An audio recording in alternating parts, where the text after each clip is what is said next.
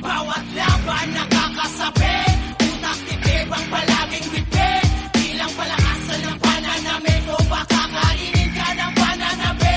Bawat laban nakakasabi, utak tibibang palaging bibig. Bilang palakasan ng pananamit o baka kainin ka ng pananabi. Bawat senaryo, tila laging madahas, ibang estilo ang laging nilalabas upang lumamon ng utak na marahas, mapamintas na mata, malaya ka lumabas. Itong laro hindi para sa lahat, hindi lang mapangahas, sagat kong ibibigkas, malabong mapaatras, di kalidad na antas, sa musika nagsagat, hindi ka mabibitin nito.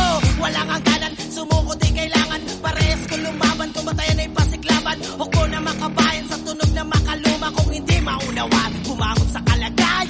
Malapit, sinisipat, bawat tinig, lumalapat, humahagod, tumatapang, tumitibay, bawat salang. Bawat laban nakakasabi, utak titibang palaging bibig. Bilang palakasan ng pananamit o baka kainin ka ng pananabi. Bawat laban nakakasabi, utak titibang palaging bibig. Bilang palakasan ng pananamit o baka kainin ka ng pananabi.